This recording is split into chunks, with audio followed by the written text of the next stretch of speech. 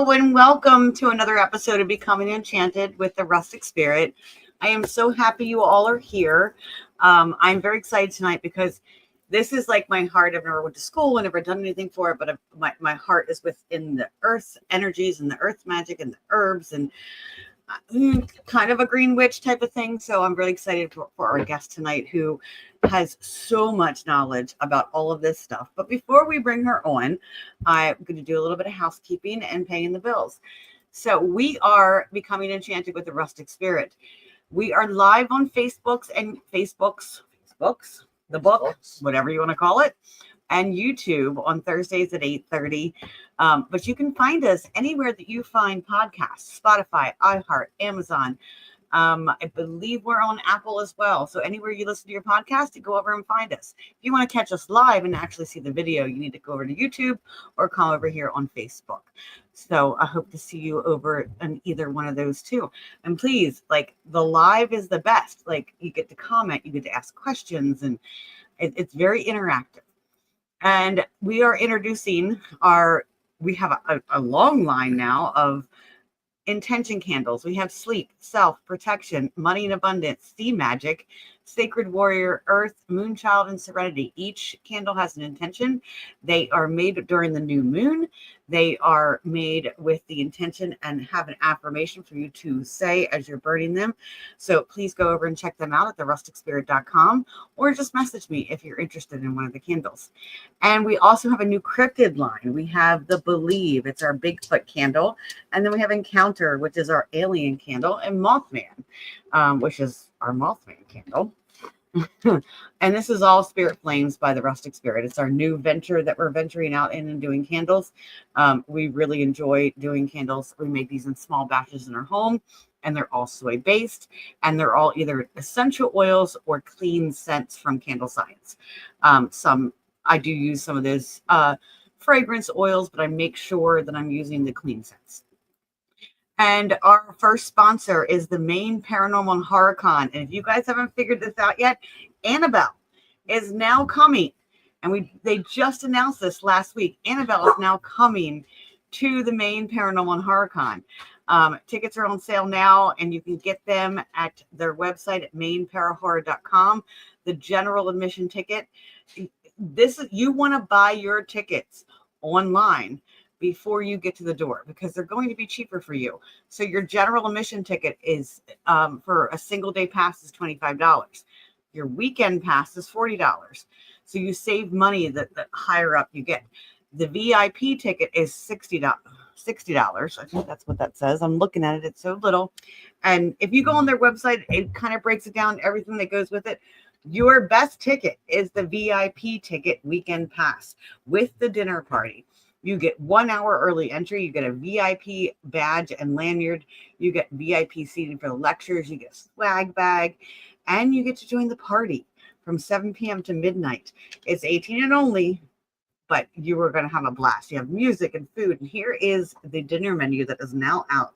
It is baked stuffed chicken, beef burgundy, pasta primavera, fingerling potatoes, green beans, garden salad, rolls and butter, coffee and tea service. And then there's special event themed cupcakes. So that sounds getting hungry just looking at it. I didn't eat much dinner, so I'm getting hungry. Our next sponsor is Unique Paranormal 1.5. They are presenting with Old Stone Jail, hosted by Lurking Spirits in the Doll's House, Creep It Real Festival. This is happening next weekend, not this weekend, but next weekend. And it's happening at the Old Stone Jail. Please go over and check it out. This event has just exploded. It was going to be a very small event, and then just everybody, it got very popular, and everybody is coming. We have some really cool special guests, including Santiago Cirillo, Patty Negri, my heart. I love that girl. The Blue Bodie, and Heather Matarazzo. Is that how you say it? Yes. She is the girl from the Princess Diaries, but she was also in Scream, and she was also on Wednesday, and a couple other horror movies. So yes, she might have done a princess in the early years, but she has done a lot of horror stuff as well. So come out, you get to meet them. There's all kinds of VIP meet and greets. There is investigations Friday night, investigations Saturday night. This is going to be a spectacular event. It's not one to miss. Please come out and check it out. And I think that is our last. Oh, no, we have his Snarly Owl, our last sponsor, Historically Cryptic, West Virginia. SnarlyOwl.com. Go check him out. He hosts events, but he's also a woodworker. So he sells a lot of these cool. I actually have a sign. I should have brought it out here to show you guys. It says, Beware of Bigfoot. And he is a cryptid, who does cryptid events. He's doing Rats and Reapers, August 23rd at Thick and Thin Brewery in Hagerstown, Maryland. And it is turning out to be like a massive event. There is going to be a car show. There is going to be the Hearst there. There is going to be music. There is going to be beer because it is a brewery, and all of these wonderful, unique oddity type vendors. So please come out and check that out. I'm so excited for this event. So our guest, we are big screen right now. So I guess so. Joshua is here. I love Joshy. I hope to see you soon. Yes, that is happening in December. And Spirit of Oneness, I will not be at Spirit of Oneness because I have a lot of things going on in October, but I will definitely be at the expo in December. So Joshy is here. And let's see if we have any other comments. Right now we do not. So thank you all for being here. And if you want to comment and ask questions, but without further ado, I'm going to bring I guess you say Bayou Seawitch, Rev Sharon, on with us tonight. Reverend, thank you for joining us. Oh, you are very welcome. It's a pleasure to be with you. I know we've had so many conversations. Like last time we were together at the I guess, what is that called? The etheric. Yeah, it's the etheric connections. Now I'm having a mind blank too. It's holistic collaboration or something. Yeah, oh my goodness, it's divine collaboration. Divine collaboration. There it is. And that's always an event that we do twice a year, and we just love being a part of it. And regardless of how many people show up, it's the healers all together. The energy in that room. Yes, it's just phenomenal. We have some wonderful healers and witches and other craftsmen in that family, and it's just a dynamic place to be. It really is. And that's where we met. And yes. So tell everybody a little bit about yourself. I can read a bio, but I'd love for our guests to just tell everybody who you are and what you do. Okay. Well, Bayou Seawitch Apothecary makes magical oils, potpourris, rices, dirts, dusts, and other things out of the magical apothecary. I personally have an apothecary of more than 500 jars. So that means I can make many things, and I can also custom craft different oils and other things that we make. I've been doing this a lot of years. I got into it originally because I lived down near Houston, Texas, and I wasn't real happy with some of the oils I was seeing out on the market, and I thought there has to be something better. And I finally decided to try my hand at it, and I originally was never even going to get involved with doing it as business. I was just going to do it for myself, but it just kind of got momentum, and it turned into what it is. And it's been a really fun thing. We have now over 60 oils. And speaking of Spirit of Oneness, for those of you that will be up that direction, I will be there. And I was commissioned by the event to create a special oil just for them. And every year they give out gift bags. The first 150 people through the door each day get one of these gift bags, and the Spirit of Oneness oil will be in that gift bag. So if you want that, that's what you're going to have to do to go get it, because it won't be put up for sale. It's just pretty cool. Yes. So it's just for the gift bags. And they're going to be in a real sleek black bottle. Oh, I love that. Yeah, it's just going to be really, really decadent. But we put I got together with Sharon, and we talked about the things that she wanted to see in the oil. And she gave me a list of things, and I think we came up with something that's just really outstanding. And especially for those of you that enjoy healing, you're really going to like this a lot. I love that. I Yes. love that. I might have to talk to you. Maybe we commission for the Rustic Spirit I would love to do that. special oil. I would love Yeah. to have one because we were just talking off stage about my affinity with rosemary and how that's my soul herb. Oh my God. And then you have my mother-in-law, who, when she was alive out in California, they lived up against this hill. Mm-hmm. The backyard was actually this hill that went up, and the whole backyard was rosemary. She planted I think it was 3 plants, she said, and it just took off and wound up being all over that hill. It may still be like that today. She did that probably with rosemary, and she also put a lot of lavender out in the front yard. Those bushes got really, really huge as well. So, yeah, she really got the right conditions for what she was wanting to do. Well, they're lavender, rosemary. They're Mediterranean herbs. They are, and that's why they do well in Central Coast California, because it's very Mediterranean-ish type of weather. Know, and very dryish. Yeah, but they get a wet season, and so I don't know why my rosemary grows like crazy because it's Pennsylvania. Well, I think different brands of it do better in different places. And I'm trying a brand this year that seems like it wants to get out of the pot and go elsewhere. So we'll see. You know, I'm a novice when it comes to this herbal stuff, but I love it. It really calls to me. And one time I was like, oh, I'm gonna plant mint in my garden. It probably went everywhere. It did. And I had no idea. I was so unknowing about any of this stuff. And I was like, I'm going to plant mint because I love mint.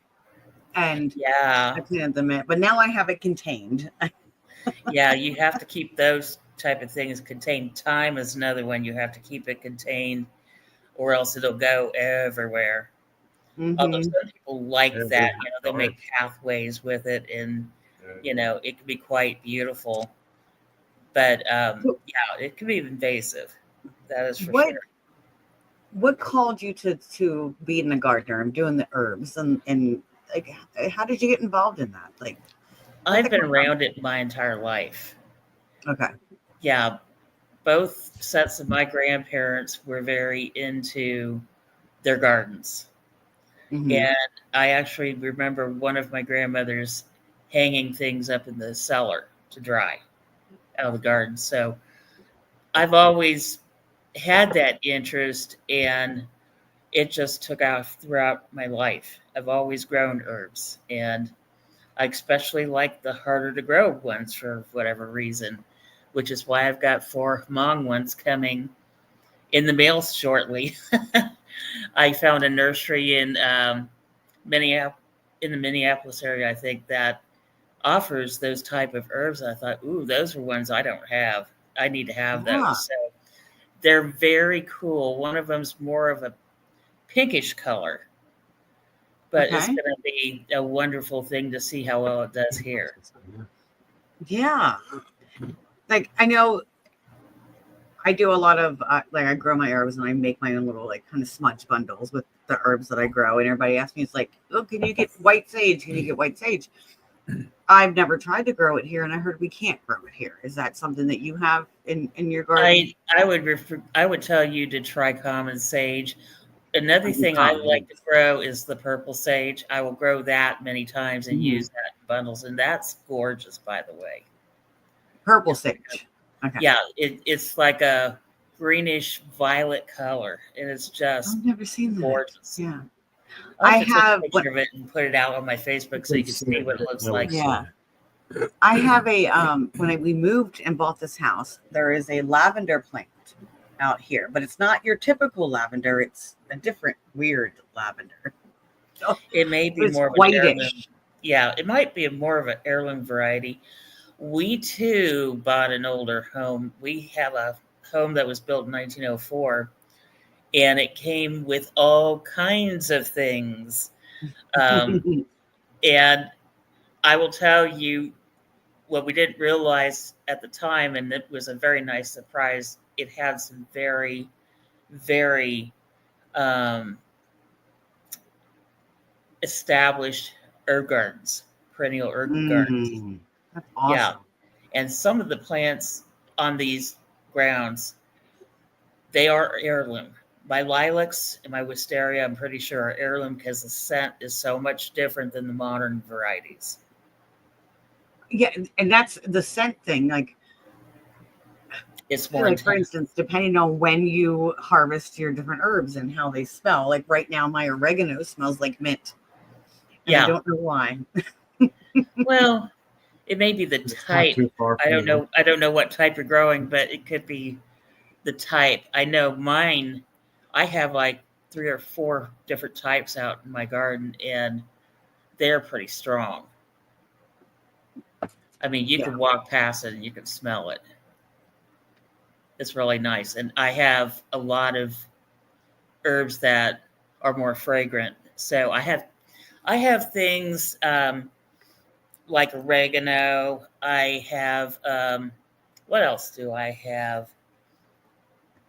I have all kinds of different things. I have pineapple sage. I have rosemary, I have basils, all kinds of different things. So when you walk past my garden and the breeze comes through, you can definitely pick it up. I know. I saw some of your pictures recently. You have like just herbs and stuff everywhere. I'm sure the smells. And that's only one part of the yard. I have fennel that right now is just almost as tall as I am, and it's going to get massive by the time. Yeah, 2 different kinds. fennel. Stacy has some. Gary doesn't like fennel right now. So that was a sore subject for him. But fennel's wonderful because in witchcraft you can use it as a substitute for dill if you have to. I know it's everywhere right now. It's growing everywhere because he keeps trying to pull it out. It was 5 feet tall. Put it by the house, and this strip, this wide of dirt, and then it was growing like taller than me. It was over 6 foot last year. Yeah, that's how mine is. I have 2. It gets heavy and it falls over, and I'm trying to mow the grass, and I got to go around it and tuck underneath of it because it's so heavy. It's just. Oh, are you like my husband who was using every 4-letter word in the book tonight because he's like, I don't want to deal with this. This is ridiculous. Yeah, like, so it got pulled. It got pulled. Not mowing it over now. But there's all that other. There's 100 new ones. Here's the thing: it got pulled up this year. Yeah, but it's everywhere now. Instead of having one plant, there's like you can see the little them, plants everywhere. I'm like, you're gonna have a forest of them. Instead of grass, right there, we have fennel. Yeah. But at least that's kind of a happy thing for me because I love the scent of it. It's just wonderful. It does too. I love it. Yeah. I like to take I'm assuming you had mine didn't have bulbs, so it was a root fennel. And I like to just take the pieces off and like just throw it in dishes and throw it in things that I cook in. Yeah. I mean, ours is one of the ones that came with the house, and I don't know how long it's been here. I suspect as large as it gets, it's probably been here for many, many years. Mm-hmm. But it's just so beautiful. Mm. If I can keep my husband away from it, he's just like, when you're not home, I'm going to mow it over. I don't mind the smell. I love the smell. It's just it falls over, and then I got to go around it, and then I'm trying to tuck underneath though with the mower. Yeah, that was my husband and I. He's just like, I hate this stuff. Why won't you get rid of it? Because you can't. So you got to figure out a way to tie it up. I don't know. Put a little fence there and lean on. So I'm reading your bio. Are in pots.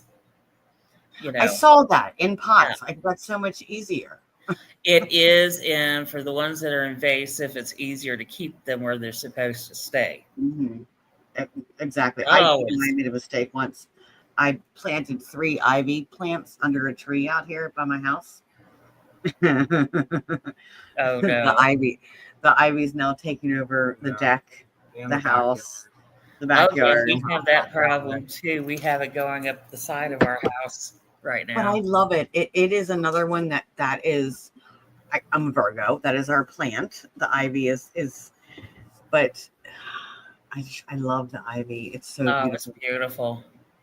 And it I helps, love the I think it wildness. helps keep things cooler this time of year too, because we're getting into that beastly hot season called summer. Obviously, I like fall much better, but it's summer's wonderful because everything comes alive in the garden. But the sticky hot weather, I'm not a big fan of, and the mosquitoes I noticed are out tonight. It's just I like, know, and I'm with Yeah, you they there. are. I'm. They are too. Why is I there? don't like you. You need to go away. Yes, but So reading your bio, CTM and Planetary and Elemental Herbalist. What does that mean? I mean, you have a lot of that initials behind means, you. to put it in a nutshell, I'm an herbalist that when I do my work, the elements themselves, the earth, the water, the air, all of that, that is very important to my work, as well as the different planets and how their effect on different herbs is concerned. And I find, at least in my own work, if you combine those things into, for example, the oils or whatever else you're doing, your product is much more stronger and it's much more powerful because it's geared to do the work you need it to do. You're picking the ingredients that are associated with different elements and different planets to achieve the goal that you want to achieve. And That's kind of what I do with my candles, similar, but yeah. I think it's just really the best way to do effective magic. It's that earth-based, like that earth-based, and working with the earth's energies. Very in my I'm more of a shaman, but this is very shamanic. That's a very shamanic thing. Exactly. So Rootworker, what is that? What is that? Oh, I love roots. Goodness, I have so many of them in the room next door. It's not even funny. But the reason why roots can be so effective in magic, many times we'll use certain roots because they look like human beings. And it's not uncommon to do a spell that involves putting one of these roots that looks like a little human being into the spell and doing certain things to the little root, to achieve the goal. I don't mean to. I'm not laughing at you. I'm laughing because my daughter. Right, Groot. From my daughter, we would pull up roots. And she's like, "Mom, it's Groot." Yeah, and sometimes people take master roots and make dolls out of them. Oh, I never thought about that. Yeah, that's done Appalachian it myself. Yeah, they are very effective as dolls. So Jerry Swope says there are plenty of vape shops in Waynesboro that has herbs. Yeah, I'm sure. But different types of herbs that we're talking about. Many times looks like a little person. Okay. And if I'm doing love work, many times there might be a ginseng root involved. And I can understand that root work because it's very grounding. It's very connecting, again, back to connecting to that earth. But sometimes they pull up roots. It looks like a person. Yeah. And sometimes the roots wind up in here. I know. Jerry was just playing with patchouli roots. This is the oil we got from you. Which one? It's not common for me to put patchouli roots in an oil or different other kinds of roots. Yeah. That's the shaman. That's shamanic magic. Yeah, shamanic magic. And I love it. I love that oil. Thank you. Yeah, but they can be very, very powerful, regardless of how you choose to use them. And matter of fact, I'm on my hands, rubbed it in 10 minutes ago. I Yeah. use it for my drum. I put it on my drum, and when I'm going to do the shamanic journeys with people, I'll use it, and I'll put it on my hands and put it around and anoint things with it. What is that one? This is Blue Lotus Magic. This is my personal bottle, by the way. Okay. And that's another thing I do. If you have an interesting bottle and you would like to have something like this, I am more than happy to do that. If you want to get your bottle to me, I will be happy to fill it up. But what I wanted to point out is this has orris root in it, which is iris. Okay. Orris root is something that was very important to the Egyptians. Mhm. And that's why it's in this oil. This is Blue Egyptian Magic. Okay. And for those people that like to do anything Egyptian, this has not only orris root, but many of the herbs and crystals and other things that would have been important to the Egyptians. Because if you want a powerful oil, then you have to have it. So let's talk. A lot of people who don't realize, like I work with oils, you work with oils. How will you use oil? What are different ways you can use an oil? What would I do with this? Now, I know Joshi knows this because his mother's in my class, but we're both undergoing high priestess training with the Temple of Isis, which is through an entity out at Mount Shasta, temple out at Mount Shasta. And one of the things that we've been involved with is setting up an Isis altar. And when I'm working with my Isis altar, many times this is involved. I've also made another oil that is specifically for that class that isn't this, but that's also up there as well. But if I'm doing work with Isis or anything Egyptian, this is going to be one of the oils I want to go to. I put it on things. I might burn candles with it. I might do other things. There's all kinds of possibilities you can do with this oil. You can anoint statues with it. I have an Isis up on my altar upstairs. So, these things could be powerful tools if you're in the magic world. Yeah, so it's almost like you're bottling the magic of these different herbs and roots, and then using for anointing. You're creating magic by utilizing the ingredients that would have been important to those people. Okay, that makes sense. It also kind of brings their spirit in because you're using things that are important to them. Now we have John Covey here, and I know when I announced that you were going to be a guest. Hi, John. It's so good to see you. John is very curious about the school you went to, and we were talking about that because it's the school of, I guess, the University of Metaphysics in University of Metaphysics, yes. Sedona, right? Is it down in Arizona, yes. Yes. So he's now looking into that and getting. Yeah, they have all kinds of programs depending on what you want to do. Now, I will tell you, Metaphysical Science, many people don't realize it, but it is, when you go through this, it is most definitely a class that you're going to be in with your shadows. So, if you aren't expecting to do shadow work, you're probably going to be a little bit surprised because, one of the things in going into that work, a lot of people do counseling and whatnot, and you have to have some understanding of what the shadows are like in order to help other people out. And that's what this helps you to do. So, and that's kind of what that tremendous about, that you get involved in this to help other people. Yeah. And it's your own journey. You can make it whatever you want it to be. But for me, it was particularly the bachelor's portion was really, really an interesting journey for me. And I know you're going through your master's, but I want to comment. Brandon is my shaman. He's the one I'm doing my shamanic training. And you used a fresh tooth, huh? So I don't know if he's Oh, did you summon me? Okay, so this is about a post I did earlier. I get it now, Brandon.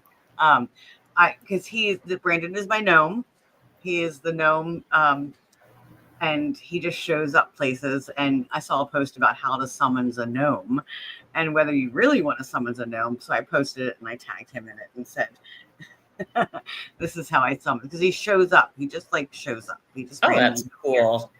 Yes, I would love for you to meet Brandon. I think you I and would Brandon love get that. along very well.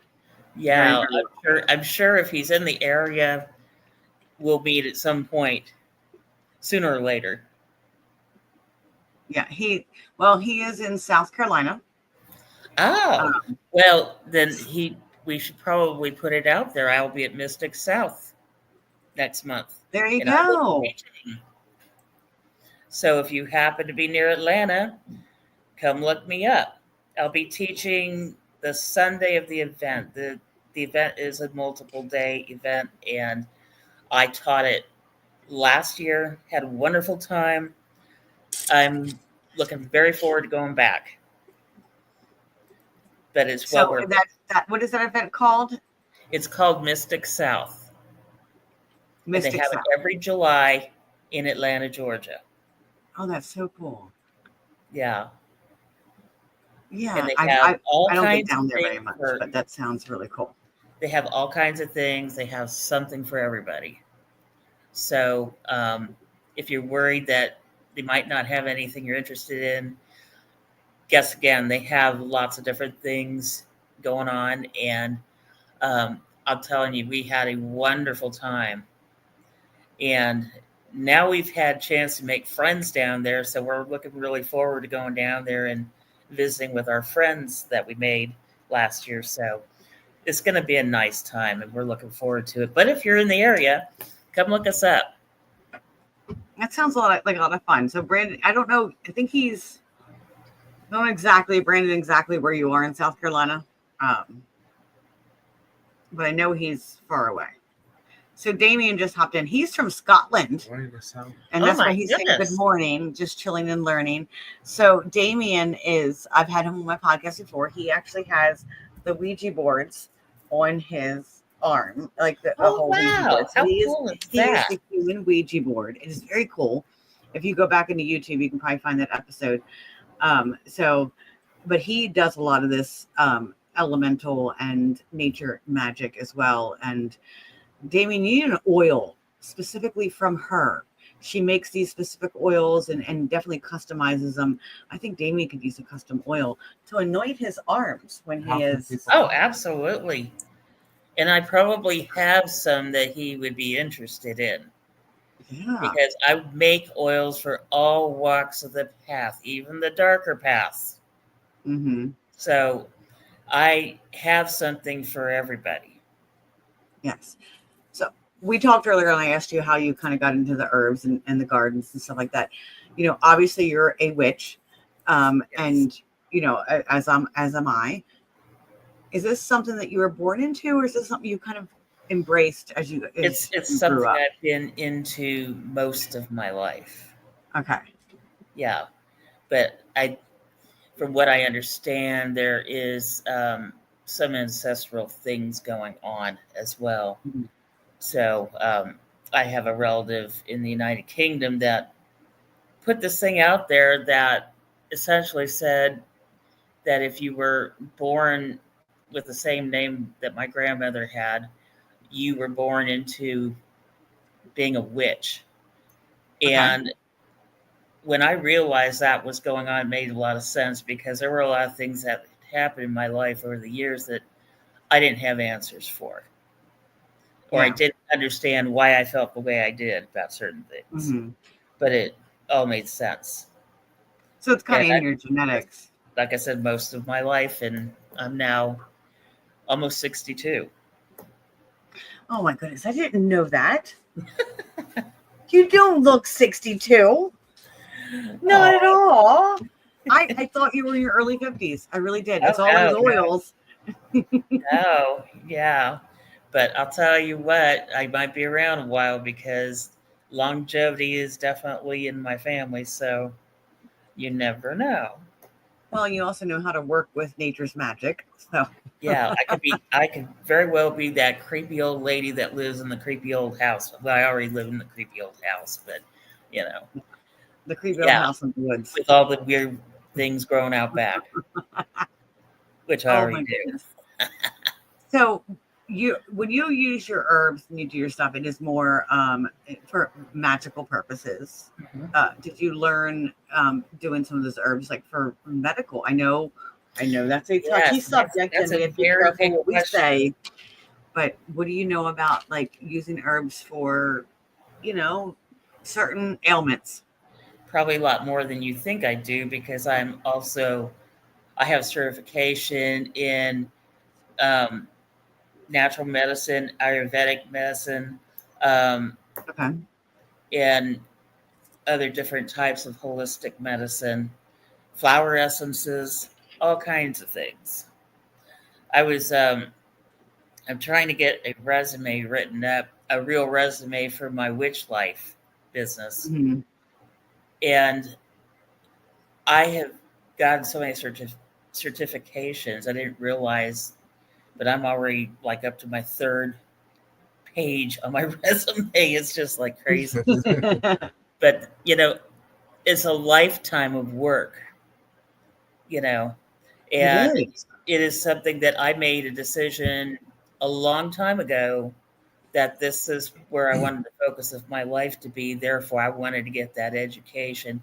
And the first thing I did um, is I did get my certification in herbal medicine and natural medicine because I wanted to have that understanding. I think it's very important that when you work with herbs, you do need to know how they affect the body because that sometimes is important in witchcraft.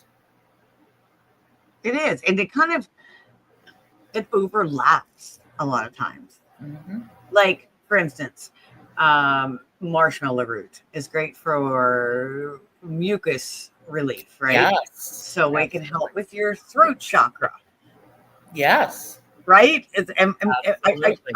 I'm a novice, so I'm like, is that something I'm still learning? I'm like reading And some.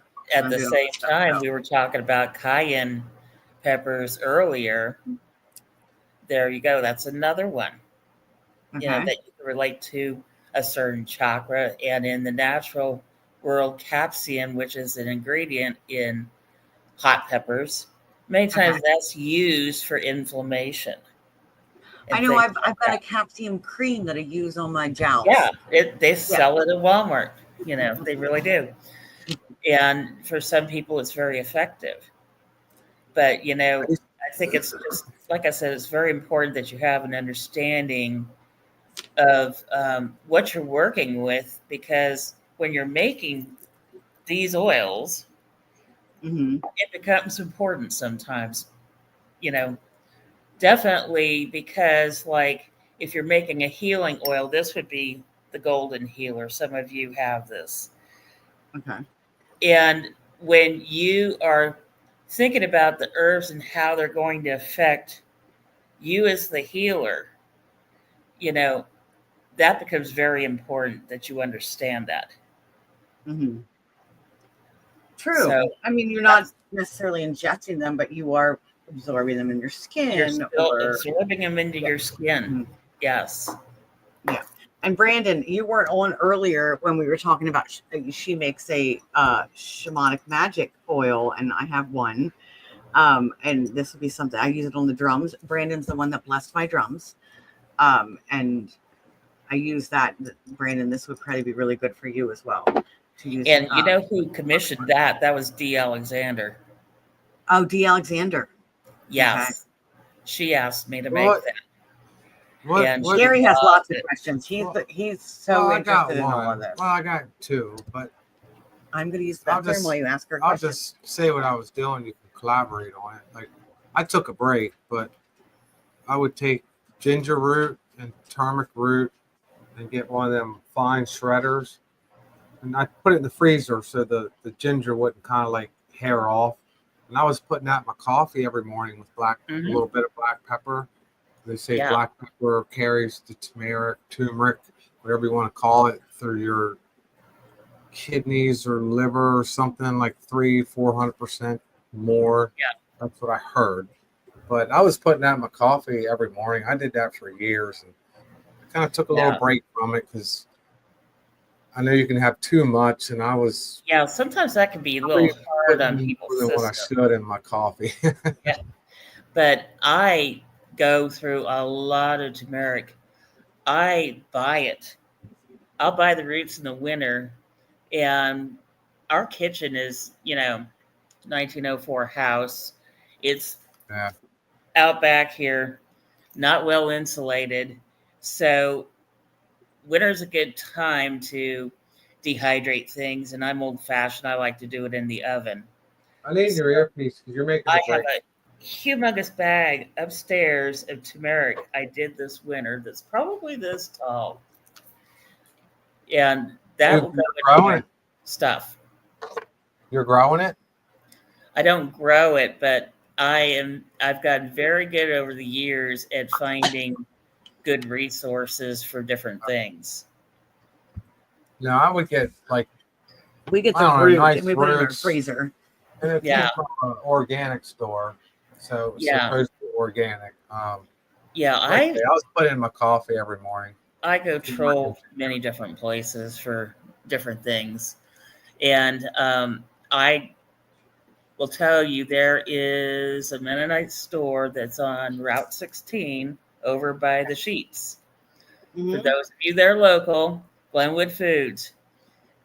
Last winter, what you're talking about, wonderful ginger. I mean, they were huge. I snatched those up, took them home, and I had fun dehydrating with those. And I want to learn how to dehydrate. Go into my oils. Yeah. I'm going to learn. I mean, I have, like I said, I'm very novice. I have a couple herbs and I dry them and I use them in my stuff, in my teas and in my candles and stuff like that. But I would like to learn more about like how to grow things that I, shouldn't grow or can't grow. And is there ways to grow things, but also dehydrating? Like, do you have a dehydrator or do you use? I've been through all kinds of dehydrators, but I'm old fashioned. I like to use my stove. So what I typically will do is I will set it at a very low setting, like 175. I have a gas stove, by the way. So do I. Yeah. I will stick it in a pan that you can throw away. Those disposable aluminum ones are wonderful because turmeric can be messy, and you really don't want to be trying to do anything with that with anything you value because it's going to get stained. But I will like countertops. Yeah, I will cut the roots up into small pieces, and then I'll put them on the pan, and I will just put them in the oven, and I will stir them. Occasionally, it will take several hours. Sometimes it takes a whole day or so. And I'll just keep doing that till they're completely dry. And then the once only I've ever tried that way is my citrus fruit, my oranges and my lemons. Yeah, I do that with that too. Yeah. Maybe I'm cutting them too thin. I don't know. But it works really well. But there again, I will tell you, with your ovens, be aware that my oven's not going to be like your oven, or will be like another person's oven. They kind of are all different. You have to figure out what works the best with your oven. Yeah. When we were in Texas, we had an oven that ran a little on the hot side of things. So this one doesn't, but that one did. So I used to have to be a little bit careful with doing dehydration. So I think ours runs on the hot side. Keep it in mind. Yeah. I did recently get an air fryer, and I read that you can dehydrate things in the air fryer, but it's so small. No, don't tell my daughter that. She's the queen of the air fryer. She'll actually try something like that. Yeah, well, it's so small. You can't do like large, like if you want to dehydrate. Yeah, hers is just like this big, Yeah. But I think if she thought she could do it, she'd probably try it out to see what would happen. Yeah, absolutely. Yeah, You're also a Reiki master, I am. correct? Is that what I'm reading? Am I reading that correctly? Yes, You're a and I Reiki- have additional certification in Sekhmet and Crystal Reikis. and that's what I'm a Usui Reiki I have that as master. well. Yeah. And I see that, but you have what is Sekhmet and what is Crystal Reiki? Sekhmet is more Egyptian based Reiki. Okay. And it's very interesting because that brings in a lot of what's going on if you understand Egyptian magic and how all that works, that's really delving into that and bringing that in. And that adds a completely different flair to things. Okay. I don't know much about Egyptian magic. It fascinates me, but I don't know much about it. Yeah. It's involved. It really is, but it's very fascinating. It I've seems been to be fascinated since I what was you're real drawn young. to. Yeah, so I'm saying it seems to be what you're drawn to. So Yeah, go ahead. I have been fascinated with Egyptian stuff since I was about 12 years old, which would have been about 1976. They actually had something during the bicentennial year at the Smithsonian, and I was there. I remember seeing it, and that just was so fascinating to me. Mm-hmm. It's one of those things that you just never forget it. Because I think we have the same question. So go ahead. There's a lot of herbs and remedies, whether it's dandelion, I don't care, whatever. As far as like herbs, we should all. You'll probably say, yeah, we should all do them daily. But is there like a top 3 or 4 or 5, without going into 10? But is there like a top? What you tell him, Is because there he like? will get obsessive about it and he will take them daily. No, I was doing ginger and turmeric. But if you take too sworn much, her. you can burn a hole in your stomach. And I was like doing. Now, as far as you're asking me what my top 3 would be, like, is there like a top 3 or 4 like herbs that people should think about? Absolutely. Eating or whatever, cooking with, like on a more daily basis. And I will tell you, Stacy brought up probably the number 1 herb out there that I personally recommend to my students, and that is rosemary. And why is rosemary an herb that I would tell you should be part of your personal apothecary? It is because when you're working with herbs, you can use rosemary as a substitute for any other herb magically. And that can be very important when you want to do work and you don't have that other herb, and rosemary is the only thing you have. And it doesn't matter if it's the dried form that you paid a couple bucks for at Walmart, that's just as potent as what's growing out in my garden. The point is, magically make sure you have it.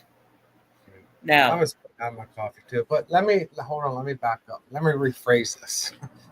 For our health, is there any 3 or 4 herbs we should like cook and just or like daily? It depends on what you really need. Say your top 3 for health. For me, I'm going to go with really hot pepper. And that is because of the capsaicin. I personally, myself, have issues with osteoarthritis.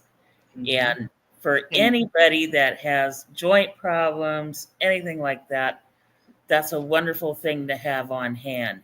Ginger also is very good because it heats things up. And when you are feeling like you need more comfort, that could be a good thing to make a tea out of. Mullein. Okay. Yes. Is absolutely wonderful for lung stuff. Mm-hmm. So, those are 3 I could think of off the top of my head that I would recommend from a health standpoint. So Barbara's asking what kind of pepper. I know there's many different kinds, but capsium is in multiple different kinds of peppers. It's there. Generally, the type of peppers I grow in my own garden, I have Tabasco, I have cayenne, I have Thai hot peppers, I even have ghost peppers and jalapenos and other things. All of those are going to have capsium in them. I use hot sauce on everything because I have pain, and I know that helps me. Yeah, I definitely do. And another one could be turmeric. That's really good for your stuff as well if you have joint issues. But again, like we were talking earlier, you have to be a little bit careful with that because that can be a little hard on your body if you get into too much of it. That's why you have an Ayurvedic background. You have some Ayurvedic knowledge, or certifications even. And I think, Gary, like that's something I would suggest for you is to study that Ayurvedic stuff, because you want answers that I don't think she can really give you because she doesn't know your body type. She doesn't know. I am not a naturopathic doctor, so I'm not. It's something I could do that, but on the World Wide Web, either like one-on-one at a show, I'd probably talk to you a little more about but we're not gonna. But I think we should do like an Ayurvedic test on you, like what you because I did some in my yoga training. We did some. I have a small little certification in like Ayurvedic stuff, but like that depends like your body type. Like I'm very well, Barbara says that when I took ginger and turmeric or turmeric, whoever, and I put rosemary, like my joints felt good. Like I had less. You will notice there's a difference, but I actually lost weight too. Like I got a little more cut. You don't need to lose weight. You need to gain it. But like they say you should take like a quarter teaspoon a day. I was like putting like a lot in my coffee. I was like, I gotta get the inside, a little break. Oh, you do. It can be hard on your kidneys and whatnot if you're. Honestly, you can burn a hole in your stomach. Okay, so Damien from Scotland, he says he uses Manuka honey. I think that's how you say it. Scotch bonnet chili and saffron, and it's also a good one. Saffron is an herb of the sun, so you're going to have that heat involved with it. And also, colors are very important in witchcraft, especially when you're dealing with the elements or like the sun, for example. Colors that are going to be useful are going to be things like reds and oranges and yellows and golds, things like that. So when you have plants that are colored that way, 99 out of 100 times they're going to be related to the sun. So you don't know Damien and I do, but we talked a little bit earlier about him and the Ouija board. He's a very dark creature and very night type creature. So maybe, Damien, you're drawn towards this Manuka honey, these golden red like this elements for a reason, because you spend a lot of time in the dark. So, well, then he might be interested in this. There we go. Okay. That is Yuza oil, and that has real U in it from Gettysburg, by the way. Really? Yuza, is that the what is that? Yuza. Yuza is one of my darker oils, and its purpose is to control spirits. Oh. So any of you that are doing that kind of work, this is something you might be interested in. Something's break. Pardon me? Did you hear that? Something is like I heard glass breaking. No, oh no, that's my dog. He's right here behind me. I don't change. Yeah, but you can see like this is a really dark green. Yeah. Yeah. Yeah. It almost looks like there's a tree in there. It's like I thought bonsai tree. No, it looks like a bonsai tree when you first put it up. And I got it from a historic site there. I was able to get it from my own means of getting hold of things, and I was able to get this, and it's very powerful. So does that, like, where you get the herb, where you get the stuff from, will it hold the energy energy of the earth and matters because you're getting the energy of the land. Mm-hmm. And for those of us that live in South Central Pennsylvania, like we all do, Yeah. we all know what that means. Mm-hmm. Yeah. We have war and slavery, and not just civil war. We have revolutionary as well. Oh, absolutely. And then we have the Indian attacks. Yep. And, So, yep. with all of that, there is a tremendous amount of energy that the land carries with it. That's going to come through in everything that's grown here. Mm-hmm. So that's what makes this yew very powerful in this oil. But yeah, this is the master jar, by the way. I see that. So when you make your oils, do you let them? How long do you let them sit? Does it depend on the oil that you make? I generally let them sit 6 to 8 weeks, usually more like 8. Okay. Because I like to give them plenty of time to really do their work that they need to do. Mm-hmm. And is there anything you're doing throughout that time? The longer the herbs are in, the better it is. Yeah. Is there anything you're doing throughout that time, like stirring them, shaking them, blessing them? Oh, yeah. All of the above. All of the above. Matter of fact, this is why this guy is sitting on my altar back here. Okay. Yeah. And that's where he stays. Certain jars I have stay in certain places for certain reasons. And this is where he stays. I have other ones for other purposes upstairs that, they go through periods of blessing. They get shaken weekly. Sometimes I open them up and add more things to it if I think they need to have that. That's not uncommon. Is that a spirit calling? Is that like you're laying in bed at night and I know like when I make certain things, like spirit calls me and like I'm laying in bed and I'm trying to sleep and something comes to my head. Yeah, and that has happened. Yeah. Yeah, my husband found me in my oil room a couple of weeks ago doing that in the middle of the night. He's like, "What are you doing?" No, I got something in my head and I had to. It's just like you have to do it while you're still thinking about it.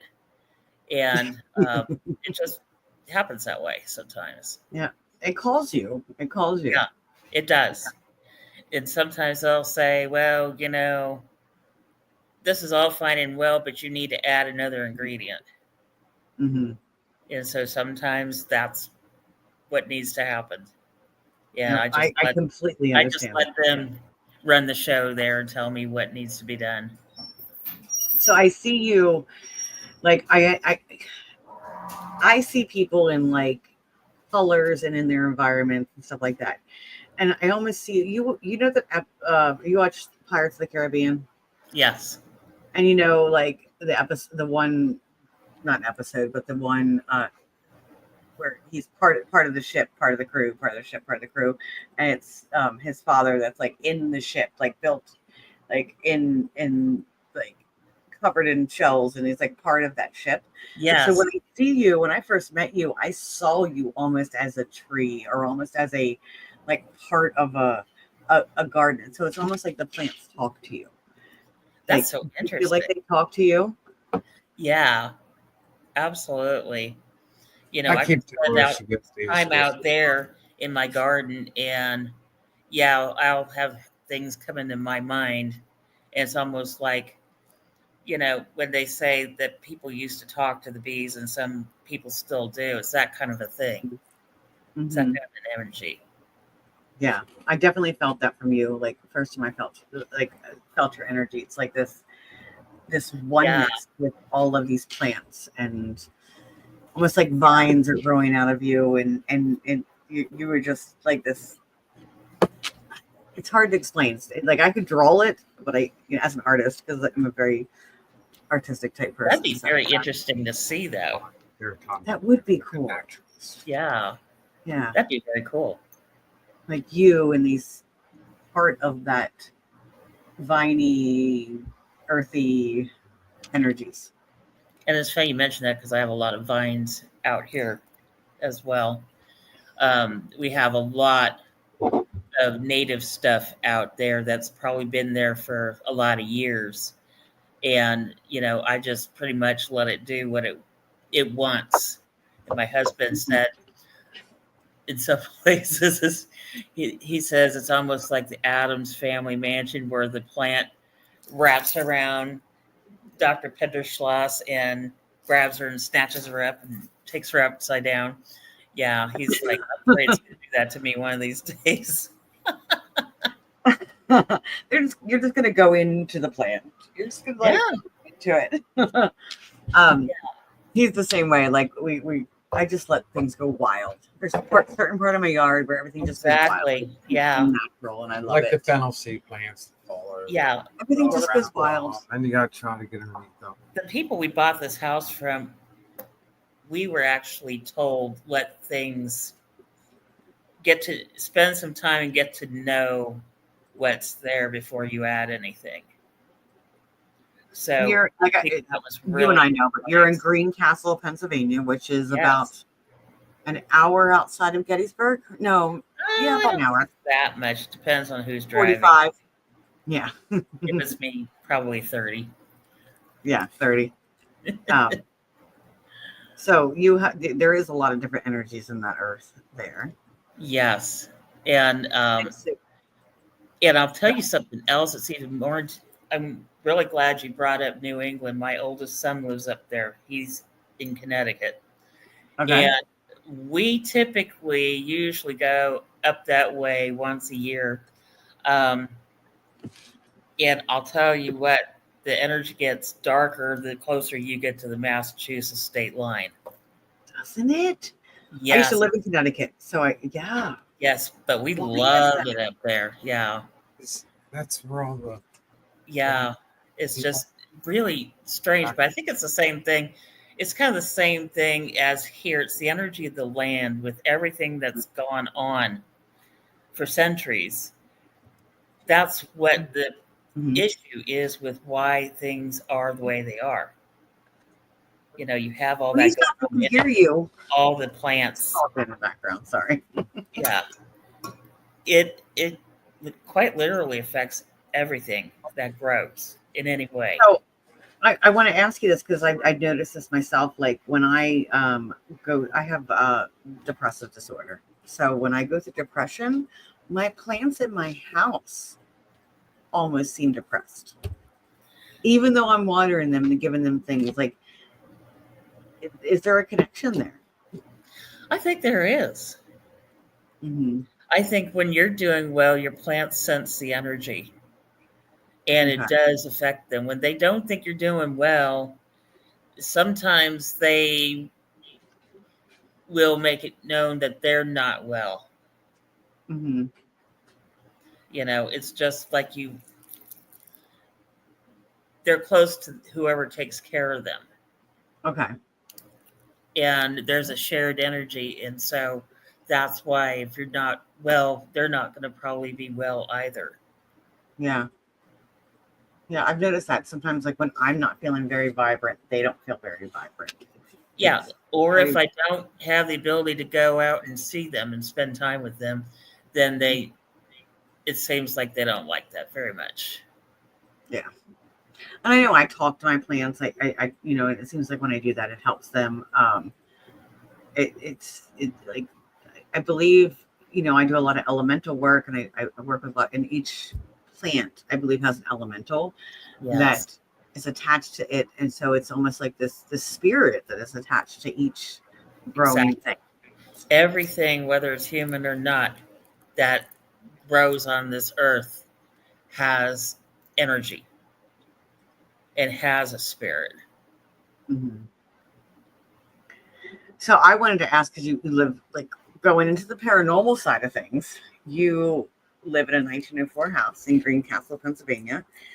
And I know we had a conversation beforehand, like you're not really into the paranormal that much, or you're not in that world. Enjoys it more than I do, but I will tell you, when I get a nice ingredient from a historical place that I know has energy of the land, I'm all for that.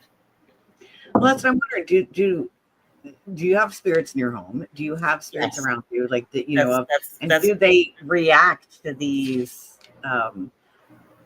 oils and stuff that you're doing? I think they do. Now, I can tell you, I know that one of the earlier owners had the house a lot of her life, and she had it up till she passed away. I also happen to know that the husband in the couple that we bought the house from has since passed away. And I do think they're here. They both lived here for a very long time, so why wouldn't they be? Mm-hmm. Oh yeah, like even if they don't live there, Happy, they're going to want to be here. Yeah. And someday I may join them in that. Well, we're all going to join them eventually. Yes. We'll see who I like to hunt.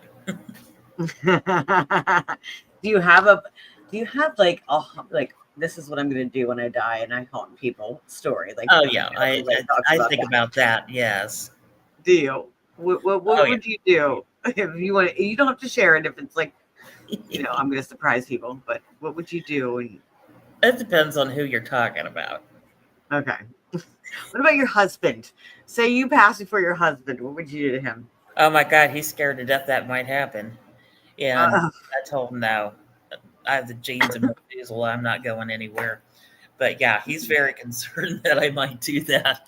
And I've told him, honey, I don't think I'm going to have time to haunt you and make your life hell, but I have some other people that I plan to have fun with. So your energy, are you from Pennsylvania originally? Where are you from originally? Well, it's an interesting question. Both sides of my family are from here. My maternal grandfather and his mother were actually born near Greencastle. Okay. And I was born in California. My father was in the Air Force, and that's why we were out there. Okay. And but I spent a lot of my summer times when I was growing up in this part of the world. Okay. And that was one of the things that I think I got to a point in my life. We lived in Houston, Texas for lots and lots of years.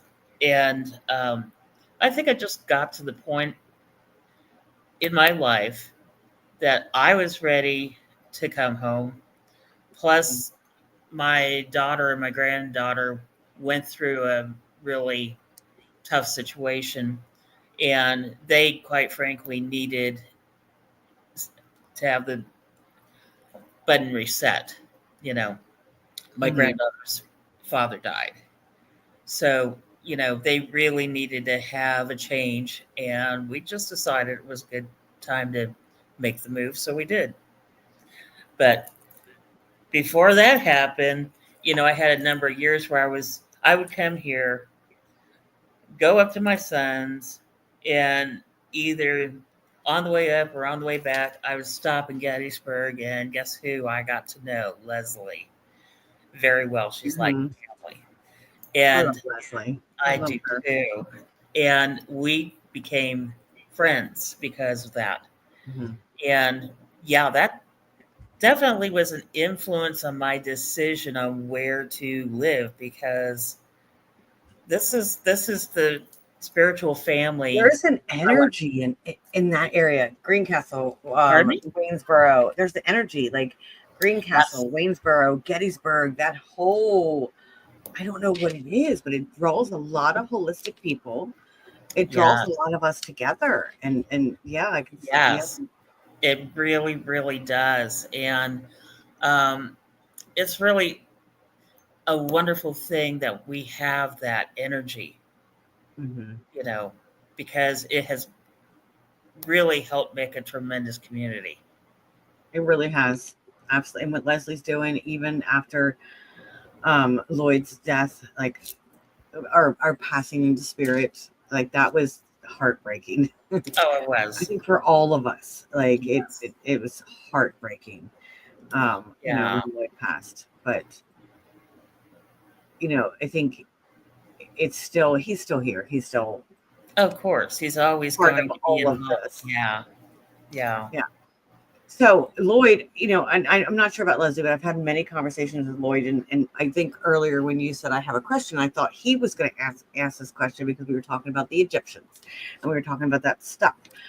Lloyd and I have had many conversations about starseeds, and I don't know why every time I hear Egyptian, I think about starseeds. I think about aliens. I think about Akashic records. I think about Atlantis and all of this stuff. So Yeah. believe in, are you part of that theory of that thought theory? Or I think it's something that you have to really consider, because the Egyptians, when you study them, they were so advanced in everything they did. And they were doing things thousands of years ago that we're still trying to figure out how they were able to do. Yeah. And there are so many things that I could list off as far as things that really make you wonder, if that isn't what is going on here. Yeah. Absolutely. Yeah. I believe, like, I have a very strong belief that the Egyptians were the ones that had the connection with the extraterrestrials and the alien spirits. And, Yeah. But I will tell you from the work that I do myself, deities will pick you to work with. It's not the other way around. And I've learned that. I think I've had this influence working on me since I was about 12 years old. I mean, Isis. It is not a surprise that this is where I'm going with things, because of everything that's led up to it. Yeah, absolutely. Damien says, we are 5 to 10 years away from quantum computers and the uploading of consciousness. And I know as metaphysical practitioners, like, we think about this often. We know there's this inner working of computer system of the human soul, of the consciousness together. Like, we know that we work with it, the energetic energies of all of us, and plants and animals and everything.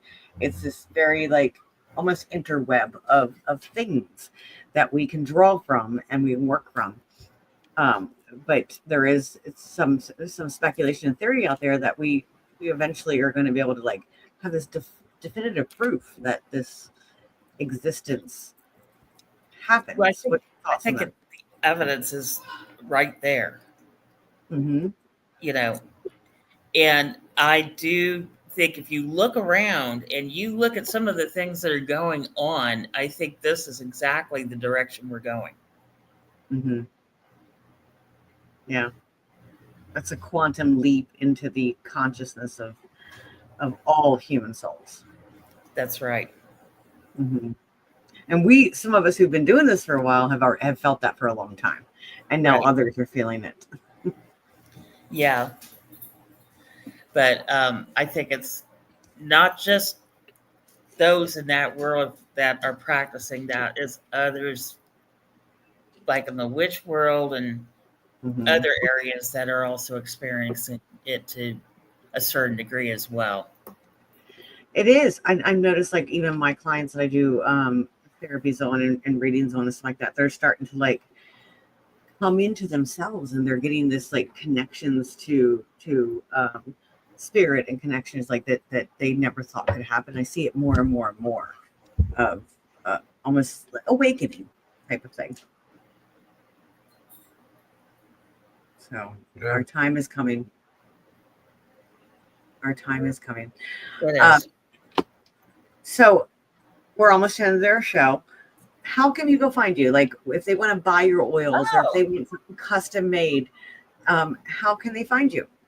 You can find me on Facebook under Reverend Sharon Ross, or you can look under Bayou Seawitch. I'm also out on Instagram as Bayou Seawitch.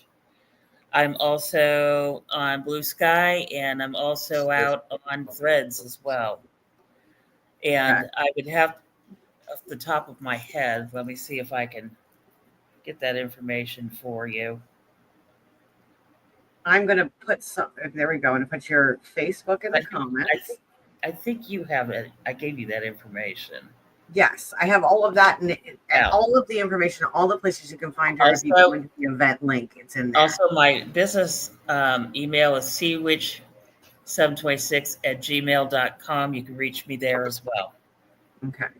So Damien needed to reach out to her and get some of those oils. I don't know how shipping to Scotland works, but Well, let me tell you, I ship globally. It doesn't matter. yes.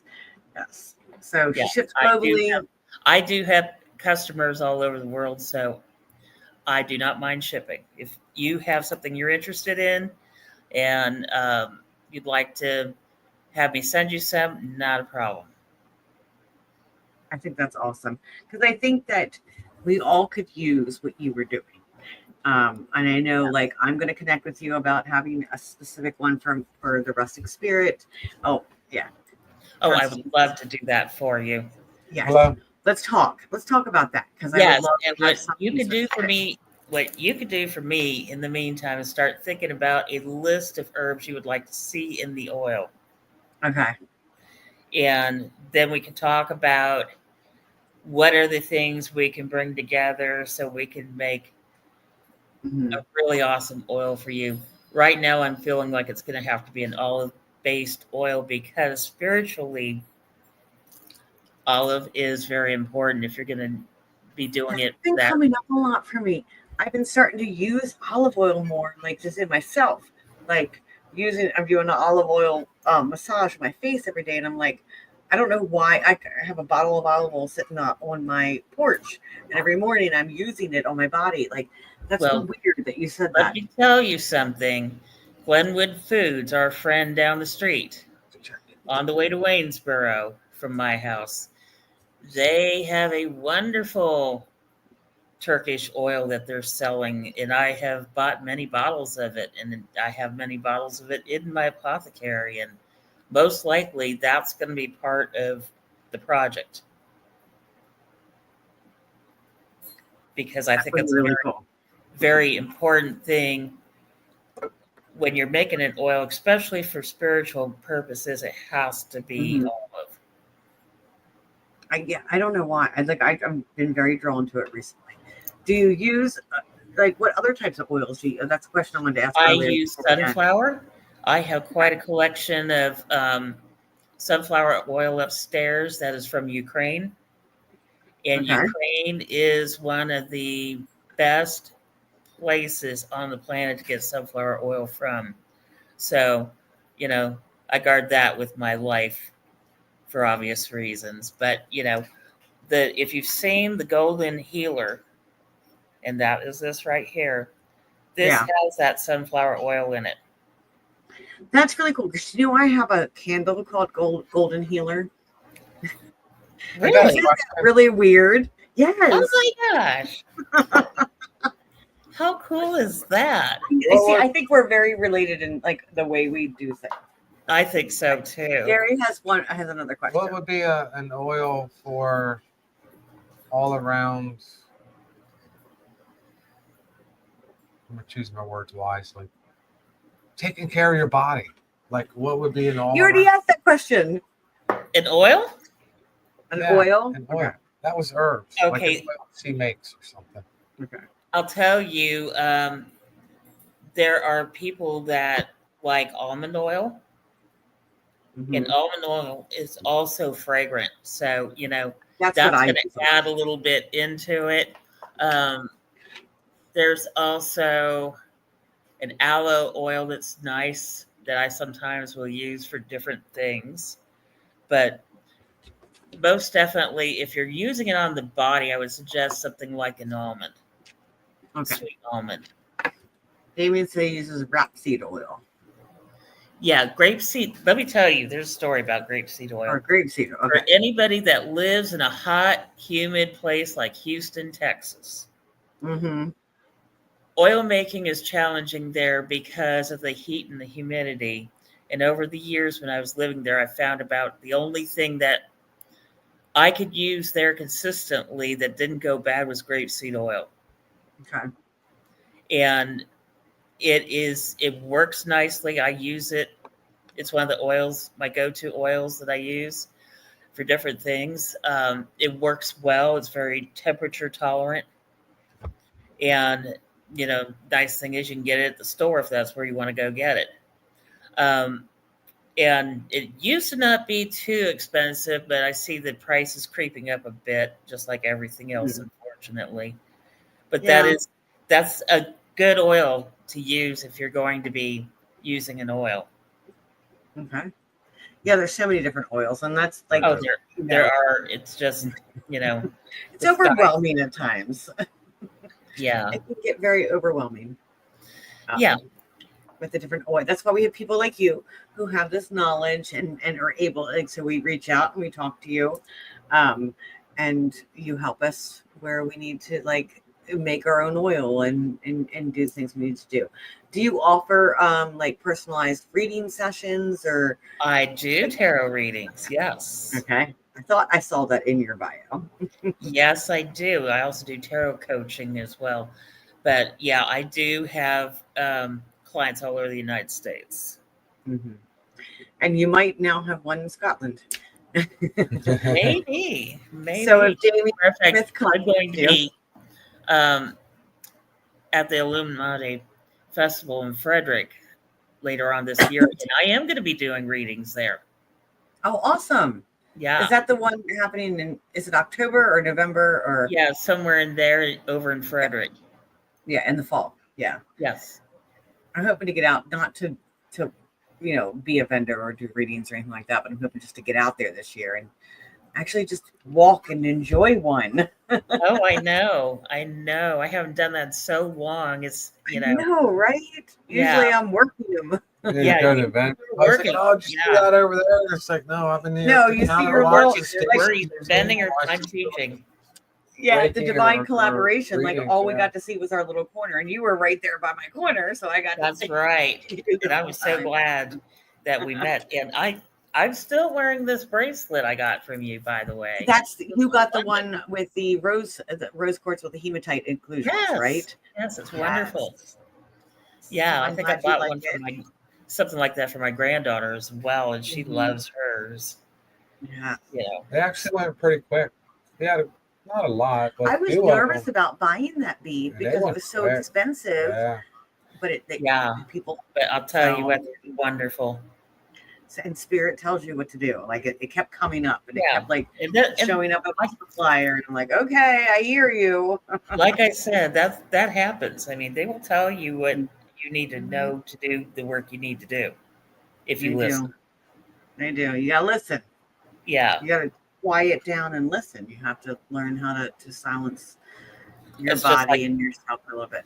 Going back to this guy again, I hadn't even thought about making him, but something in me told me I should look into it. Mm-hmm. And it came together once I started thinking about it. So you never know. Things happen.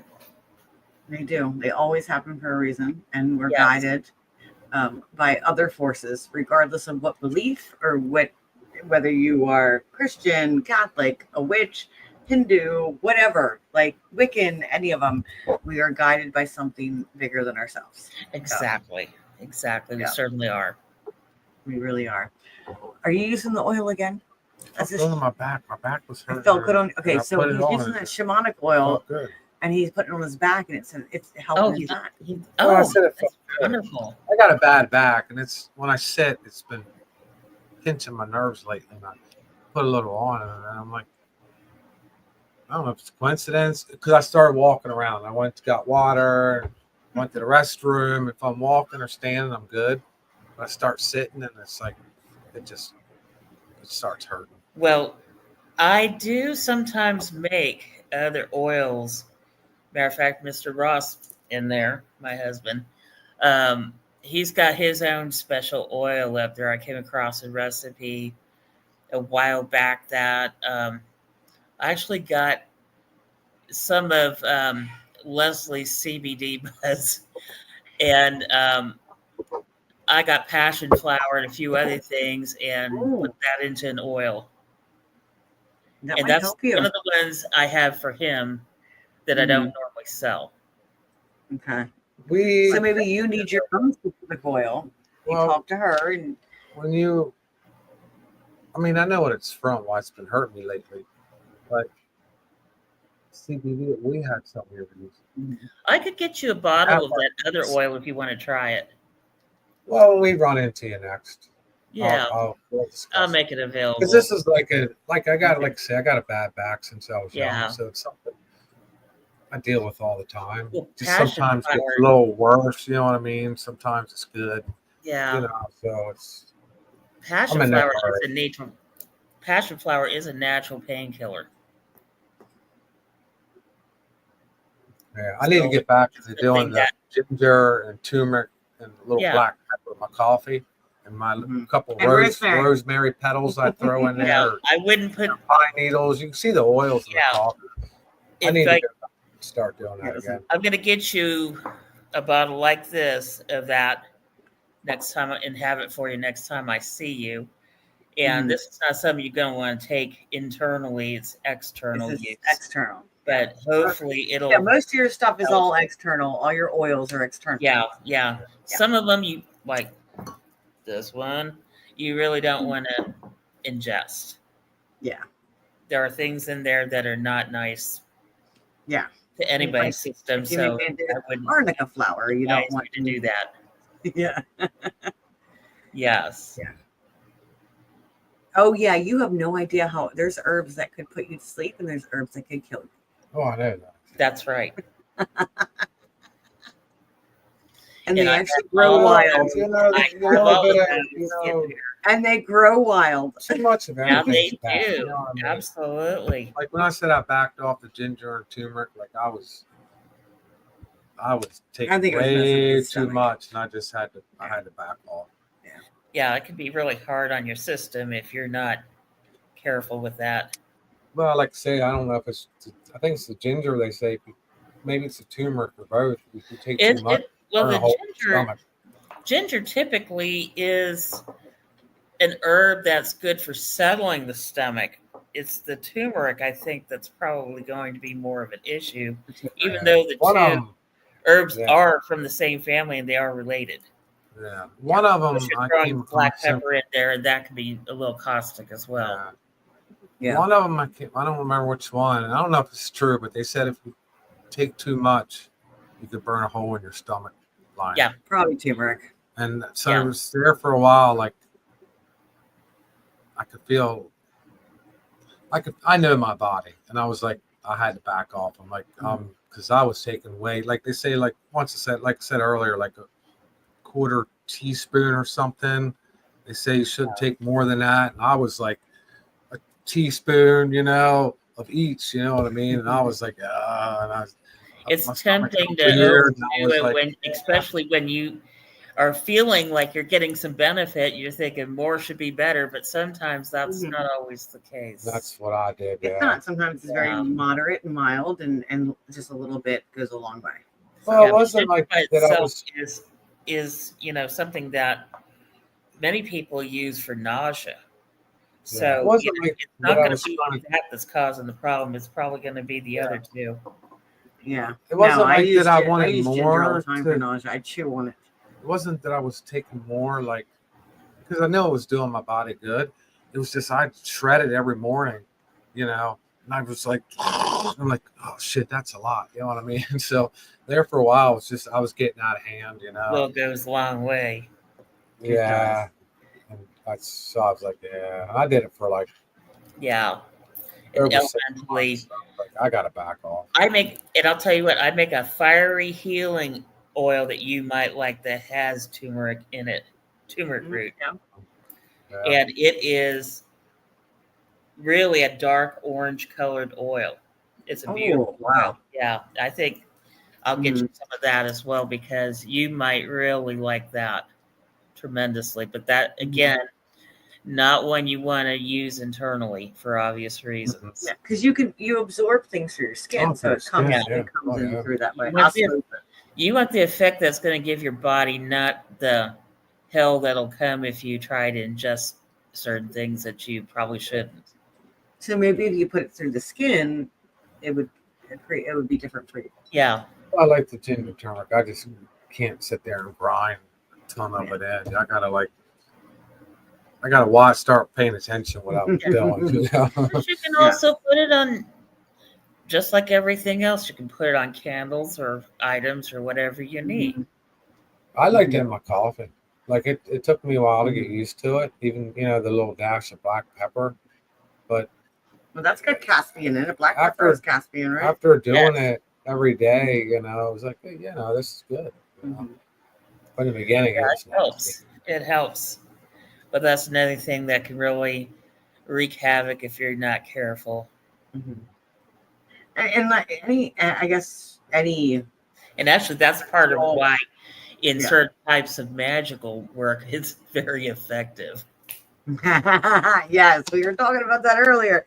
Yes, we were. And that's why, like, you should always consult someone that has a knowledge of herbs, because there is a certain amount, like certain herbs, certain things that grow in this earth are great in this amount, but can harm you in other amounts. So that's why you should always consult your local practitioner. Yeah. And this is very true. And even sometimes those tiny amounts is too much. There are certain herbs out there that even if you take them in really tiny amounts, they can be very lethal. Like arnica is one of them. Yes. Right? Like you're not supposed to ingest that at all. Yes. Yeah. So I have a whole bag of arnica flowers. I don't know how I got it, but I don't know I what have to do some too. I'm not sure what to do with it. I just have a whole bag of it. I'm like, I have plenty of ideas of what I can do with mine. Yeah, it'll probably, what I will do with them probably will end up in an oil that's going to be a little on the darker side of the fence. Well, it is a darker herb. Yeah. It is. So I don't know how I ended up with it. I just got it. I think it was Bulk Apothecary. It was like ordering stuff, and it was one that I just put in there and I ordered. And yeah, and I will also, as we're talking about that, if you get into using oils that have ingredients that are a little bit tough to use, a suggestion I have is take a Q-tip and apply it to whatever you're putting it on, like a candle or objects. You can even put it on papers where you've written sigils or whatever. Apply the oil with a Q-tip instead of trying to use your finger and possibly having a reaction or something go wrong. Use a Q-tip. It's much safer. Yeah. That's a good idea. I never thought about that, because I'm always like, even with my own makeup, instead of using the brush, I'm like using I my do that too, but I'm a little bit more careful when it comes to doing magical work, because of the fact I do work with things that there are things in my collection of oils that really should be, things that you approach with caution. You don't want to, although you may want to use it, you may not want to have the effect of it on yourself. Yeah, that makes sense. So I put in the comments where to find you. I put all of your links in there. They're in the comments. Fabulous. Your medias, your email, everything. So everybody go back in the comments or go in the show notes if you're watching on YouTube. And it has all of her information if you are interested in finding out more about her oils, ordering an oil, or even booking a reading or just having a consultation. Please reach out to her. She is a wonderful lady. I've always enjoyed our conversations, and so knowledgeable. So you the storage of knowledge in your brain is just amazing. So I appreciate you coming on tonight. I love you both, and I appreciate we love you. Yeah, I can't wait to do the next show when you're there. It'll be December, like December 13th or something. I forget what day it is this time, but it'll be in December. Yeah, I think it's the 13th, 14th, that type of thing. I think it is. It's usually I need to make a hotel reservation because we usually stay overnight there. Yeah, we usually drive in and out, so it's just and this last time we were glad we did stay because that storm we got. I know. Yeah, we're not that far. We're like 45 minutes. Yeah, well, we're about the same distance as she is on the other. But I got to go up over that mountain. Yeah, you got to go the other way. One year we're did straight up stay. Route 30. Yeah. Yeah. But So, I wasn't in the mood to deal with sliding into a ditch on Route 30. So no, it was bad. It was yeah, it bad. was. Sometimes it's just better just to stay Mhm. put. So I always ask our guests that come on, what is one final piece of advice that you would tell our audience? One final piece of advice. I will tell you this. If you are interested in building a magical apothecary of your own, keep in mind cost should never be an issue. It is very, very possible and doable to build yourself a very effective apothecary out of things that you get at the dollar store or Walmart or whatever, and you can do some powerful magic with that. And don't let cost be something that is going to stop you from practicing the magic you want to do. I think that's good advice because a lot of And people by think the they're way, gonna spend all this money. I teach everywhere. how to build the magical apothecary. So there will be somewhere I'll be teaching it. I think I might be teaching it. I hope we may be going to New Orleans Oh, that would be Oh. cool. year for Yeah. Shawn White's event down there. Yes. So we'll see. Mhm. That would be awesome. Yes. Yes. And obviously that's another thing Fun people can wild. reach out to you for and have a consultation, book a session, whatever they need. So everybody please reach Absolutely. out, go follow her, go do whatever you do on social media and check her out. Give her some love. Like this lady is wonderful. She has done so much study and is so knowledgeable.